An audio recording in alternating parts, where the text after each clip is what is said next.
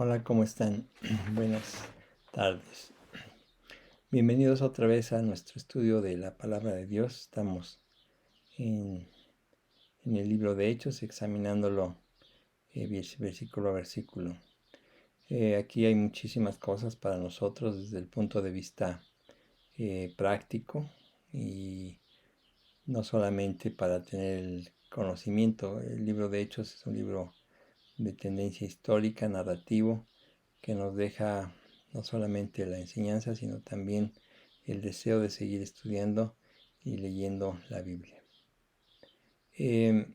Como siempre, para empezar, vamos a iniciar resolviendo el quiz 446, nuestro cuestionario semanal. Este es de verdadero o falso. La primera pregunta dice así: Eleazar se quedó como sacerdote en lugar de su padre Aarón. Acuérdense que Aarón tuvo 4 hijos y los 4 eran sacerdotes, pero finalmente uno se quedó con el puesto. Eleazar se quedó como sacerdote en lugar de su padre Aarón.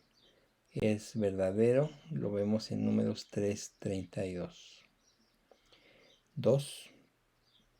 Se les mandó a los israelitas presentar como sacrificio a Dios el primer nacido de sus animales. Se les mandó a los israelitas presentar como sacrificio a Dios el primer nacido de sus animales. La respuesta es verdadera. En Éxodo 13:12 lo pueden ver. 3. Og, el rey de Basán, tenía una cama hecha de hierro. Un personaje muy peculiar. Y es verdadero este señalamiento. Tenía una cama hecha de hierro. Está en Deuteronomio 3:11. 4. Sobre el monte Nebo se le mostró a Moisés la tierra prometida. Moisés no pudo entrar a la tierra prometida porque el Señor no se lo permitió debido a un momento pues, podríamos decir, de enojo que tuvo Moisés no obedeciendo a Dios completamente, y el Señor le dijo: bueno, por esto vas a llegar hasta la tierra prometida, pero no vas a entrar. Pero si se la mostró sobre el monte Nebo, es verdadero. En Deuteronomio 34:1 ahí se nos dice. En la época de Moisés, la ciudad de Jericó era llamada la ciudad de las palmeras. Sí, es verdadero. Está en Deuteronomio 34:3. Dios enterró a Moisés en la tierra de Moab. Dios enterró a Moisés en la tierra de Moab, es verdadero. Deuteronomio 34:6. No se sabe el lugar exacto. Nadie sabe dónde está la tumba de Moisés. La Biblia nos dice que Dios lo enterró. Dios enterró a Moisés. 7. Los israelitas guardaron luto por Moisés por 70 días. Cuando murió Moisés, los israelitas guardaron luto por Moisés por 70 días. Es falso. Guardaron luto por 30 días. Está en Deuteronomio 34:8. 8. El Señor nos dijo que debemos honrar a nuestra madre y padre. El Señor nos dice en la Biblia que debemos honrar a nuestra madre y padre. Eso es verdad. Está en Éxodo 20:12. 9. Dios describió al pueblo de Israel como duro de cerviz, o cerviz, como le quieran llamar, de cabeza dura, se puede decir. Y el Señor dijo eso, así describió al pueblo de Israel, es verdadero. Está en Éxodo 32:9. Pueblo muy difícil, después de haber visto tantas maravillas como lo sacó de Egipto con tanto poder. En el desierto se le revelaron. 10. En el libro de Eclesiastés dice que la risa enloquece. Y es verdad. Está en Eclesiastés 2:2. Bueno, muy bien. Espero que hayan tenido todas buenas. Vamos a continuar entonces con nuestro estudio del Hechos de los Apóstoles, y para eso pues vamos a a orar.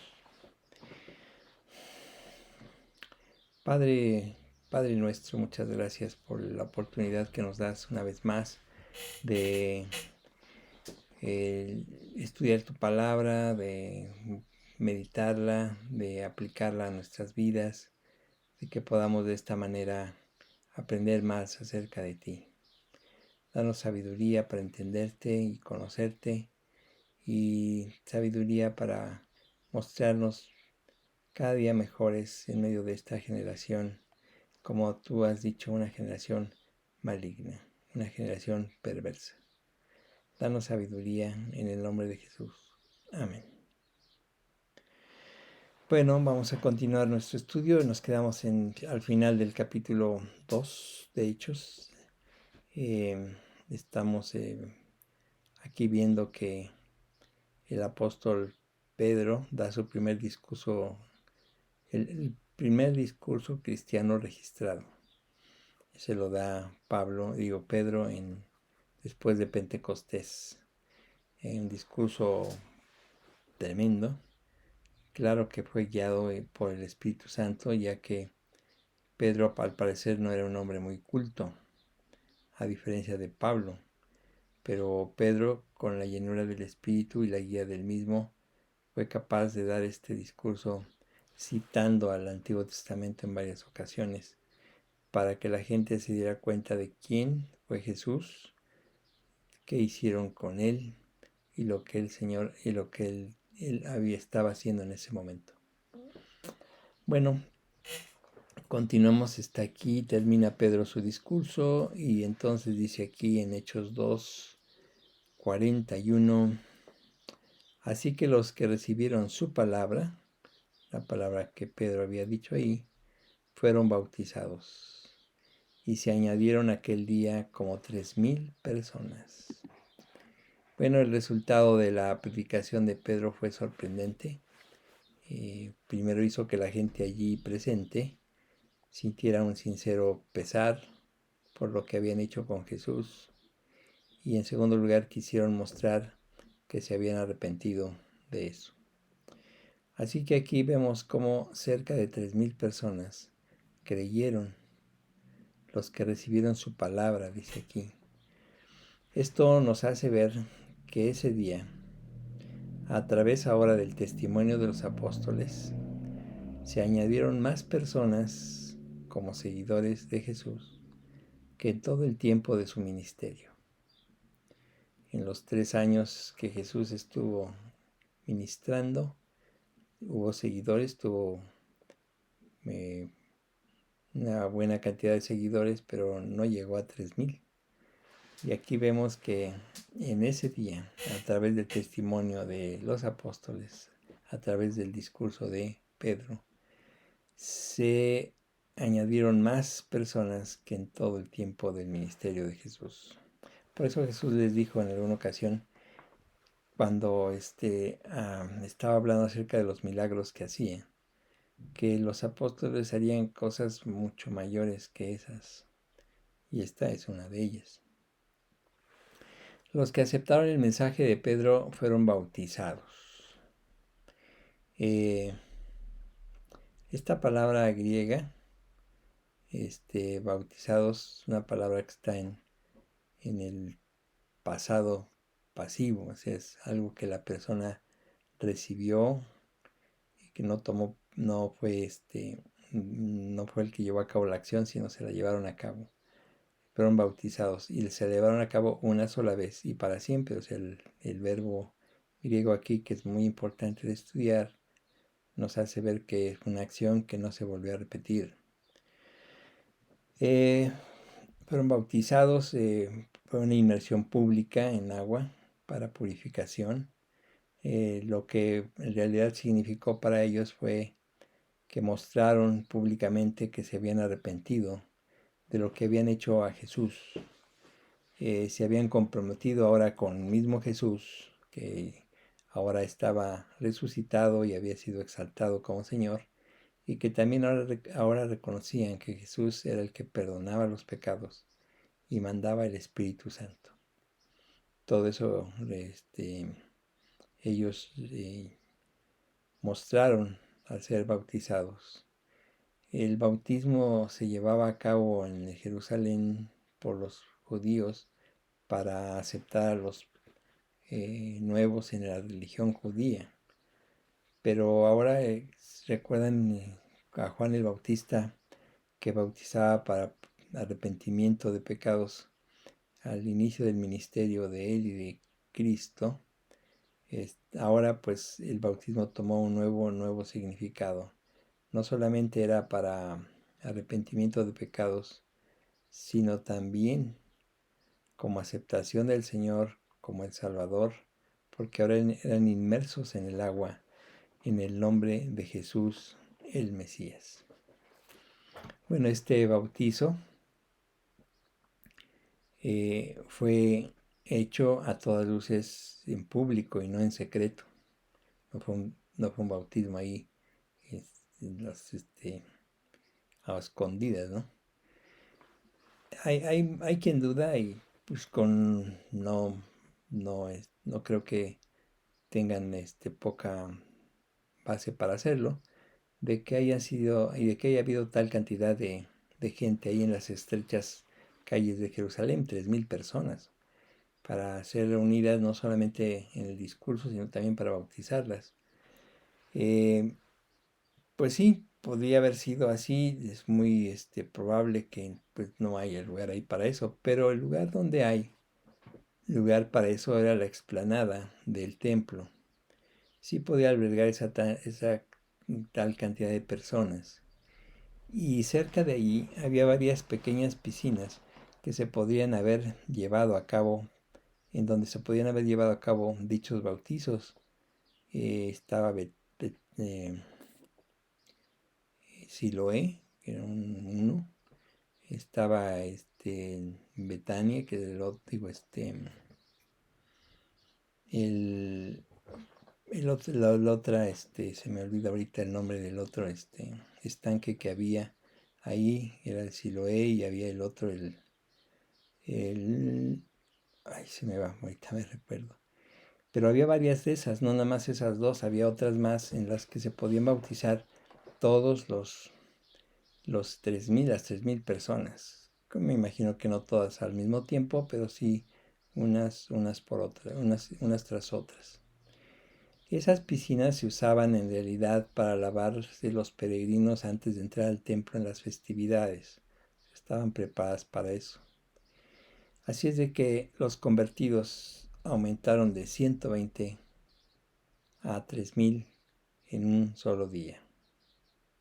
Bethesda es el nombre de la otra piscina. Siloé y Bethesda y otras muchas más que había ahí.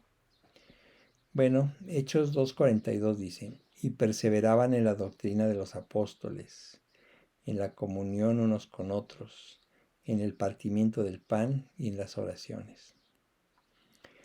Bueno, esta es una escena maravillosa, si ustedes lo piensan.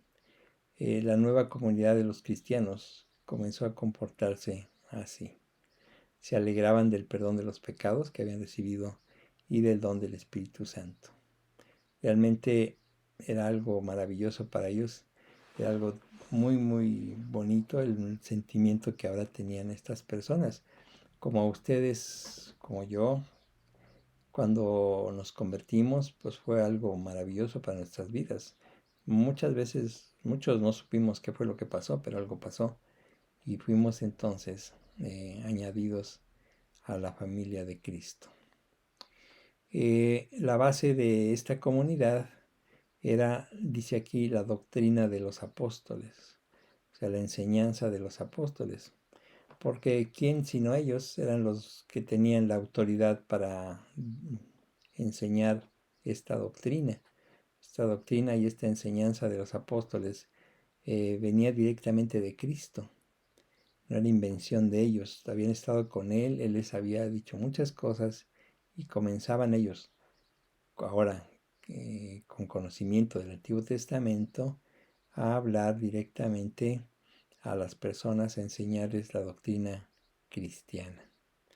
A través del poder del Espíritu Santo, ahora ellos tenían esa autoridad de hablarles a los que se reunían ahí de Cristo. Dice, perseveraban en la doctrina de los apóstoles. Para nosotros, que somos generaciones posteriores a ellos, pues el Nuevo Testamento que tenemos es la forma escrita de la doctrina de los apóstoles. La tenemos ya, y como dice ahí que ellos perseveraban en la doctrina de los apóstoles, así tú y yo debemos perseverar en la doctrina de los apóstoles, leyendo y estudiando nuestro Nuevo Testamento. La nueva comunidad pues manifestó sus rasgos característicos luego. Esos rasgos característicos principalmente fueron dos, dice aquí, el partimiento del pan y las oraciones. El partimiento del pan es algo más que simplemente comer juntos. O sea, siempre tendrían en mente lo que Jesús enseñó en la última cena. El apóstol Pablo nos dice en 1 Corintios 11:25, asimismo, también tomó la copa, después de haber cenado, diciendo, esta copa es un nuevo pacto en mi sangre. Haced esto todas las veces que la bebiereis en memoria de mí. O sea, el Señor dice, hagan estas cosas, partir el pan, beber la copa, como en memoria de Él, en recuerdo de Él, de lo que Él dijo y que Él mandó que se hiciera. Eso lo hacían cuando se reunían, no se reunían diariamente para hacer eso, pero sino se reunían para comer, pero también en ocasiones lo hacían para recordar este elemento que dejó Jesús. Parece ser que no se llevaba a cabo como ahora lo hacemos cuando participamos de la cena del Señor. La que hacemos ahora es algo demasiado solemne y no se asemeja en nada a la reunión de los primeros cristianos. Ellos se sentaban a comer juntos y recordaban lo que Jesús había enseñado, lo del partimiento del pan y la copa. En la comida a la que asistían, el partimiento del pan era un elemento muy importante de esa celebración. Bueno, de hecho nosotros deberíamos de hacer eso, comer juntos en determinado momento y recordar lo que Jesús llevó a cabo. En nuestros tiempos difíciles, en que es muy complicado reunirse ahora una vez más todos, pues no se ha podido llevar a cabo. Pero ahora parece que ya se puede y podemos ir planeando reunirnos otra vez.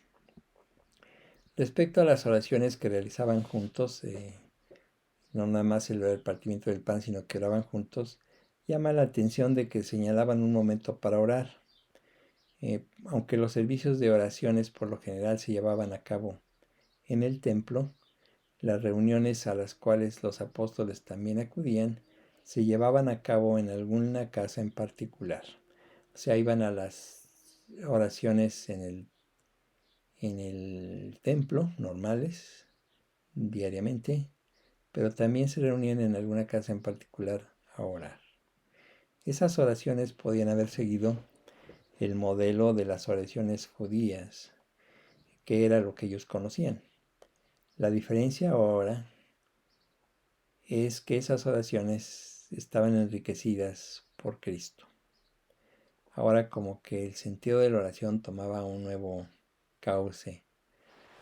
Las oraciones judías se acercaban mucho o se asemejaban mucho al asunto de referirse a Dios como un ser de mucho poder como lo es, de mucha reverencia como lo es, pero no tan familiar como un padre.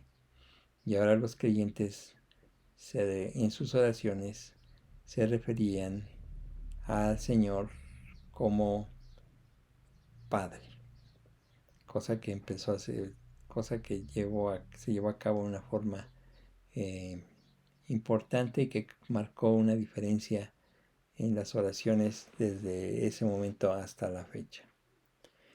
Hechos de los Apóstoles 2:43.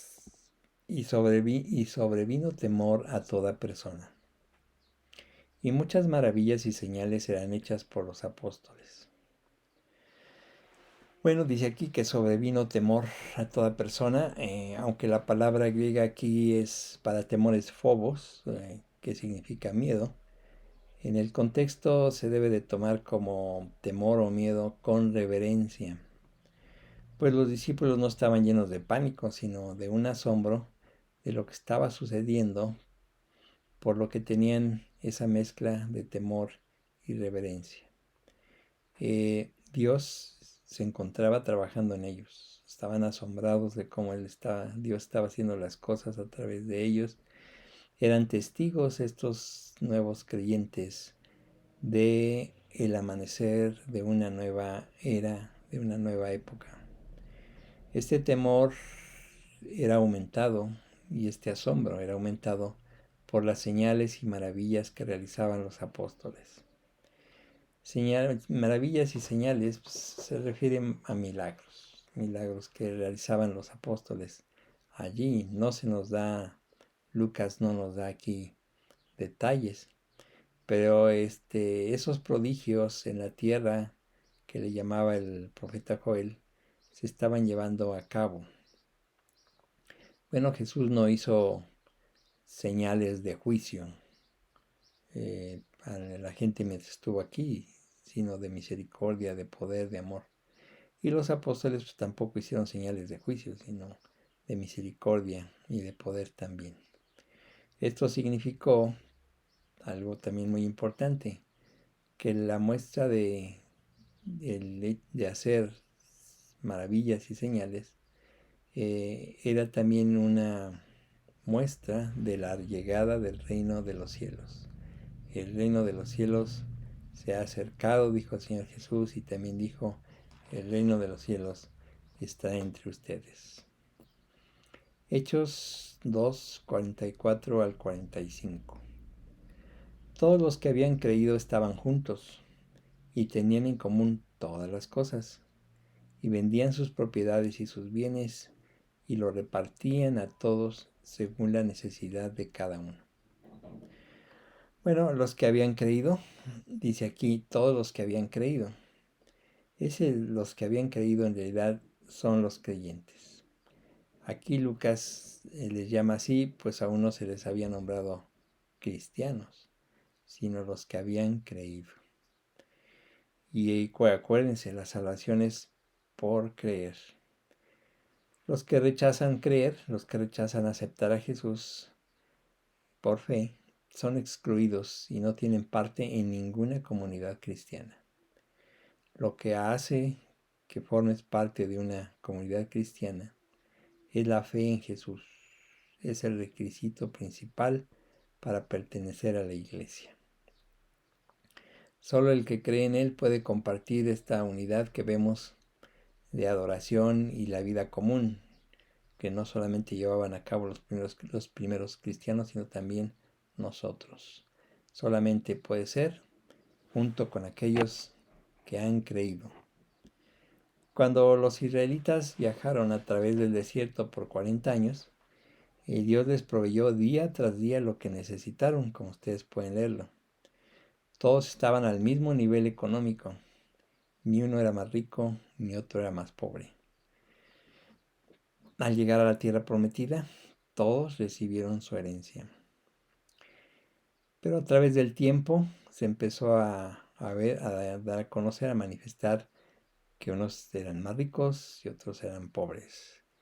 Y eso se fue acentuando con el correr de los siglos. ¿Por qué?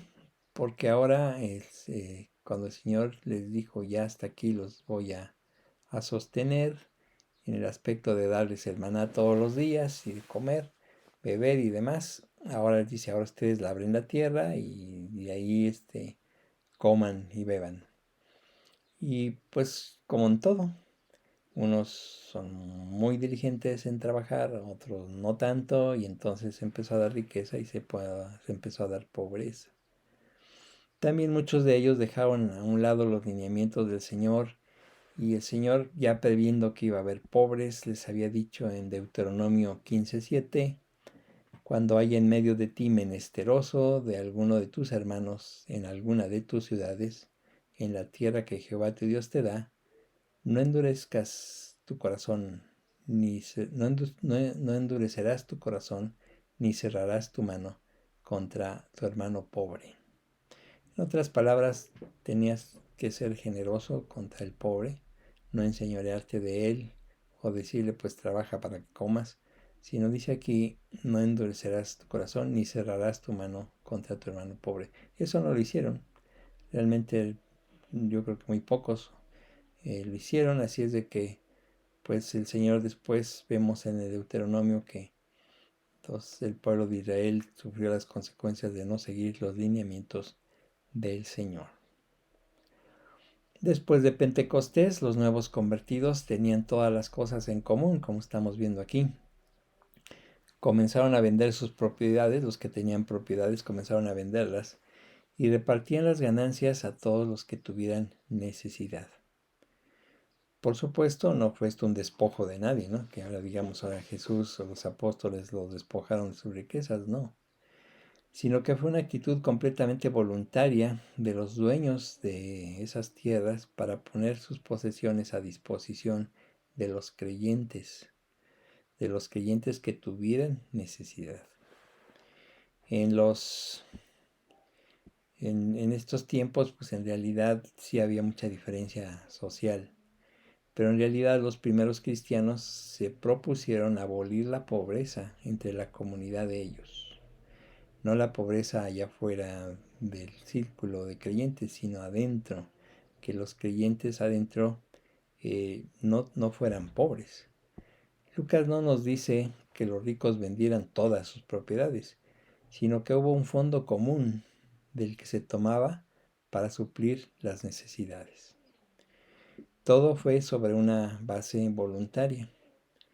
Ese fue el espíritu de los primeros creyentes. No eran para nada en ese momento egoístas. Este fondo común tenía que ser voluntario en su formación y debería de mantenerse así, y se mantuvo así mientras la unidad espiritual estuviera en auge. Si la llama o el fervor espiritual comenzaba a disminuir, pues habría serias dificultades para mantener esta clase de vida comunal. Bueno, como comentario final a este pasaje, debo decir que la venta de las cosas y el fondo común implicaba que la iglesia primitiva esperaba la venida de Jesucristo en forma inmediata, lo cual, como no se llevó a cabo en forma inmediata, explica por qué esa práctica después fue abandonada. Tampoco significó eso que fuera el principio del socialismo o el comunismo, como yo leí hace un buen tiempo, que decían que Jesucristo fue el primer comunista o socialista por este pasaje, pero no es así.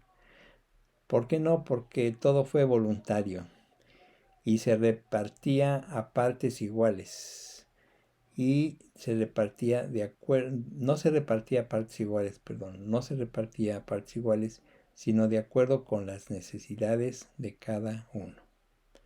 En realidad no fue tanto comunismo ni socialismo. Hechos 2, 46 al 47. Y perseverando unánimes cada día en el templo, partiendo el pan en las casas, comían juntos con alegría y sencillez de corazón, alabando a Dios y teniendo favor con todo el pueblo. Y el Señor añadía cada día a la iglesia los que habían de ser salvos. Vemos aquí la forma en que ahora se desarrollaba la primera comunidad cristiana. Seguían, como dice aquí, perseverando unánimes cada día en el templo, partiendo el pan en las casas y comiendo juntos. O sea, los primeros cristianos seguían yendo al templo diariamente. Generalmente se reunían en el pórtico de Salomón, que estaba al oriente de dicho templo, y ahí es donde ellos oraban también y se alentaban unos a otros. El ambiente que se vivía en esos primeros cristianos era fabuloso, o sea, con alegría.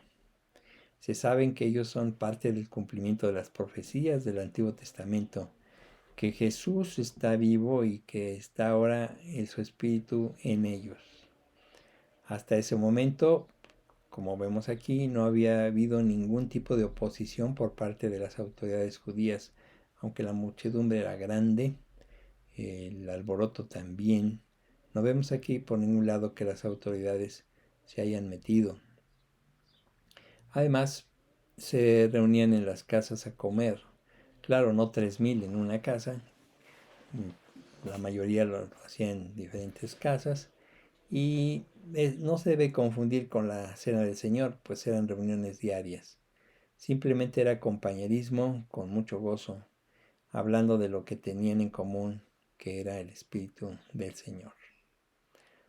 Ustedes yo creo que lo han visto en la reunión de creyentes, cuando se reúnen en creyentes, pues el centro de la conversación es Jesús. El centro es también lo que estamos haciendo para Él en nuestra vida diaria y las experiencias que vamos a tener en base a eso.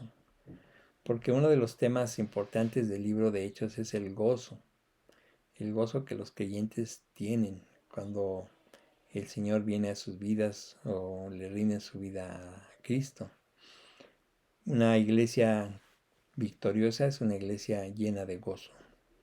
Si tienes gozo y los creyentes, los que están contigo, tienen gozo, pues será una iglesia victoriosa, una iglesia evangelizadora. Así que las reuniones así solo muestran que los creyentes manifiestan el fruto del Espíritu, lo cual se lleva a cabo cuando se reúnen. Acuérdense, si ustedes se reúnen y cuando se reúnen Cristo no es el centro de la conversación, pues entonces no se reúnen. Como creyentes, en realidad, ese es el objetivo. Comemos juntos y hablamos de lo que Jesús ha hecho en la vida de Él, de cómo testificaste a te hizo caso y no, cómo te está yendo en la vida cristiana y todo enfocado en realidad a eso. Dice aquí que teniendo favor con todo el pueblo. Y esto es importante, teniendo favor con todo el pueblo significa aquí, y vemos aquí, la importancia del testimonio cristiano. O sea, realmente el testimonio cristiano es muy importante en nuestra vida. Que mucha gente no le hace caso mucho a lo que dices, pero sí le hace mucho caso a lo que ve de ti en tu comportamiento diario. La gente, los incrédulos, te están observando. Y el resultado puede ser o que tengas aceptación como un cristiano de conducta honrada, o una persona que es rechazada, pues no practica lo que predica. Es triste a veces personas que se dicen cristianas tener un comportamiento muy dudoso, y pues los creyentes no pierden la oportunidad para tomarlo como pretexto y no creer. Dice aquí, teniendo favor con todo el pueblo, o sea, tenían una buena opinión respecto a los nuevos convertidos. Hay creyentes con conductas ejemplares sin ser perfectos, y hay otros en los cuales no hay distinción con lo mundano. Y dice también en este último versículo de Hechos 2:47, y el Señor añadía cada día a la iglesia los que habían de ser salvos. Este versículo, traducido literalmente del griego, dice que el Señor añadía a los que estaban siendo salvos a la comunidad de ellos.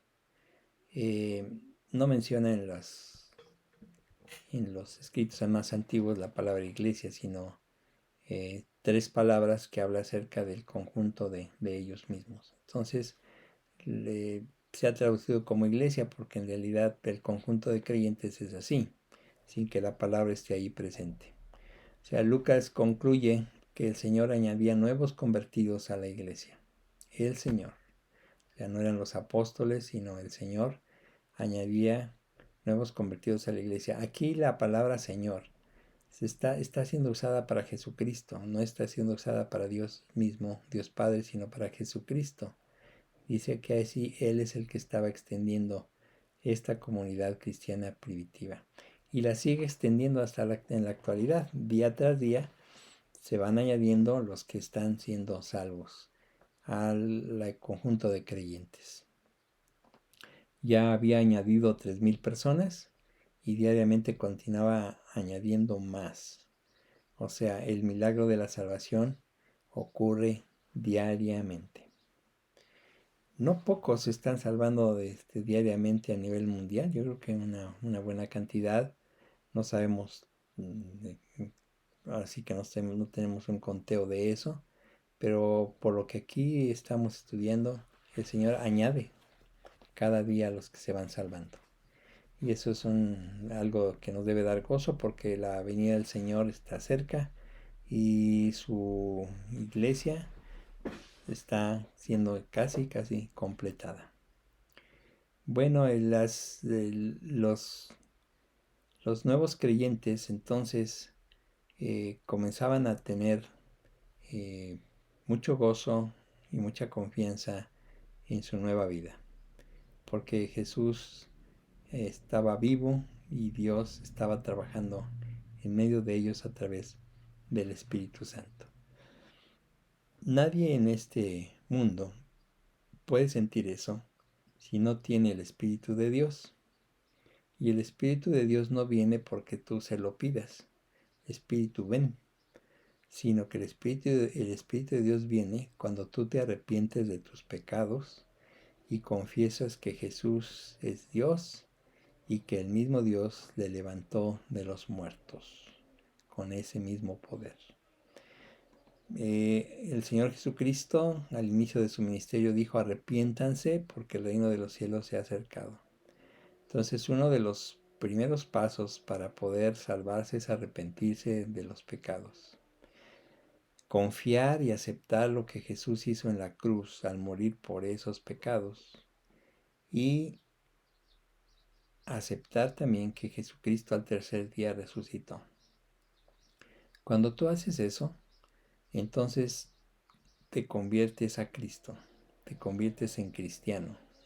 Un cristiano verdadero no es el que va a una iglesia determinada o a una denominación determinada, sino el que se ha arrepentido verdaderamente de sus pecados, los ha confesado, ha aceptado a Jesús como Señor y Salvador, ha creído firmemente que Él murió en la cruz por él y que al tercer día resucitó de entre los muertos. Si tú entiendes este mensaje, que eso es a lo que se llama el Evangelio, pues entonces tú pasas de muerte a vida y te salvas. ¿De qué? Del infierno. Si quieres hacer esto y salvarte de eso, tú podrías decir, bueno, tan fácil, pues tan fácil como de pedírselo al Señor, arrepentirse de los pecados, pues no es tan fácil. Mucha gente no quiere. Prefiere vivir como está, aunque se siente moral, buena, religiosa, y prefiere vivir así. Otros son extremadamente terribles, muy malos, y tampoco quieren que nadie se meta en sus vidas, así es de que no es tan fácil. Pero si tú entiendes esto, pues ahora lo puedes hacer, entregarle tu vida a Cristo. ¿Cómo se hace eso? Pues con una oración, o sea, pidiéndole al Señor que lo haga en ti. Si lo quieres hacer, yo voy a orar y tú lo puedes repetir donde quiera que te encuentres. Oramos. Señor Dios, me arrepiento de mis pecados. Entiendo ahora que Jesús murió por mí en la cruz del Calvario, derramando su sangre por mí, no solo para perdonar mis pecados, sino para salvarme del infierno. También creo y acepto a Jesús, creo en Jesús y lo acepto como el Salvador de mi vida. También creo y confío y sé ahora que Jesucristo resucitó al tercer día de entre los muertos, que está vivo y está extendiendo sus manos hacia mí. Creo esto porque tu palabra lo dice. En el nombre de Cristo. Amén. Bueno, si tú lo hiciste, como dice en el pasaje que estamos estudiando, el Señor está añadiéndote a la comunidad de los cristianos. Tú eres uno más dentro de los creyentes. El Señor lo ha hecho y lo sigue haciendo diariamente. Si no lo has hecho y todavía tienes dudas o no te interesa mucho, piensa que algún día estarás delante del Señor, pero ya no para salvarte, sino como un juez para condenarte.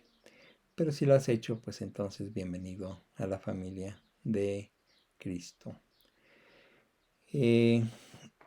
Que Dios los bendiga. Gracias por estar aquí otra vez estudiando su palabra.